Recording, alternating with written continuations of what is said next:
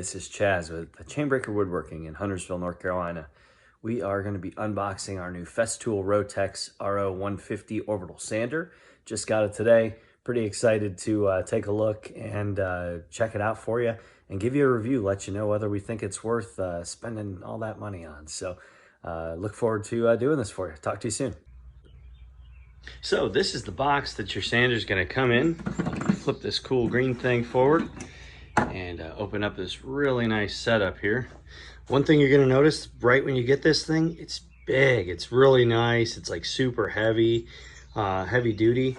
So inside the box, you've got the handle, which is going to screw into the side. You've got your power cord, which actually has this really cool locking mechanism on it, so you can use it for all their products. You've got the guard here. You've got the the front protector. They give you a piece of sandpaper, not bad, nice 80 grit. And this is their granite, which is their really nice sandpaper. And then the Rotex, the RO150 by Festool. All right, so now I'm going to go ahead and show you actually how to put the Rotex together, how to use this, and how everything would work as far as getting it assembled. All right, so we're going to open up the box. This is going to be completely from start to finish. Now this is once you've cut all the zip ties off of everything and taken off all of the initial stuff. But this is how you're going to be able to put this together each and every time that you use it. So you're going to take out your sander. You're going to grab this guard right here. And it actually slides right onto the front, just like that.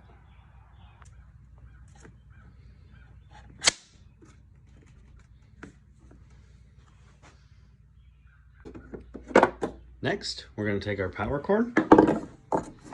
You'll see this end of the power cord, it has this really cool locking mechanism on it. It also has this very specific pattern, so there's no way you can mess it up. And you go right into the back. And then you want to make sure that you just lock that into place by turning it to the side.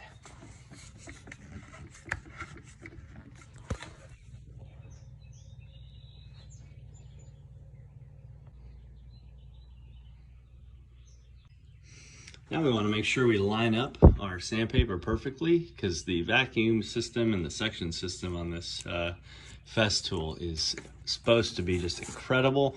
I'm going to be using just a personal shop vac for the time being, but I really plan on getting the Festool vacuum very soon.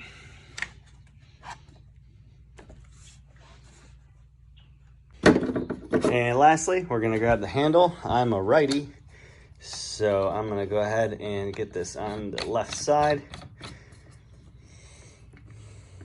And just like that, folks, we are ready to go ahead and use this Festool sander. All right, so this sander has a few different features on it that are pretty cool. You actually have the ability to do like a rough sanding mode and then a fine sanding mode. So I'll show you quickly how to switch those, and then I'll also show you the difference between the two with actual sanding.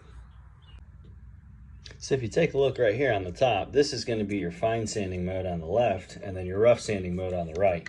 So you pull this over to the right, that's going to be your rough sanding mode. I believe it's a 5mm variation, and then this drops it down to like half that, 2.5mm variation. So you'll see just a really nice setup. Now here, I'm hanging on to that, it's pretty comfortable. It's got some good weight. I think it's about 5 pounds. And you'll notice here that there is the special attachment. Now this is going to be for their special vacuum.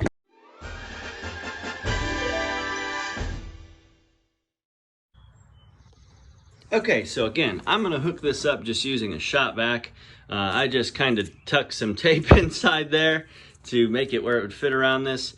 Now I know that Festool's actual vacuum has like different settings and it's supposed to be awesome, make it where it will have great suction even on like the low setting. I also wanted to show you back here, you have your power, and it's just a really simple like turn a finger. So not a whole lot to it. You can kind of determine what your power setting is going to be at. So anyway, let's see how this thing works.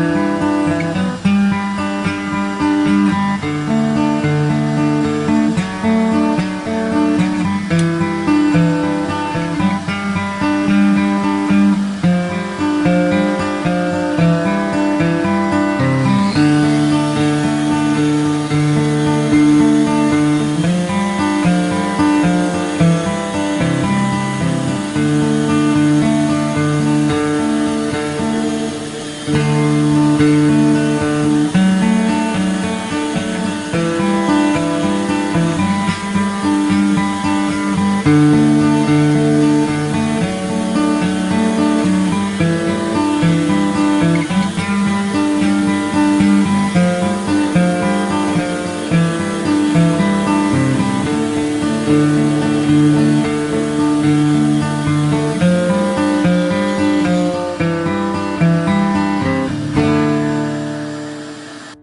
right, so just spent a little time doing both the rough sanding and the fine sanding on that new Festool.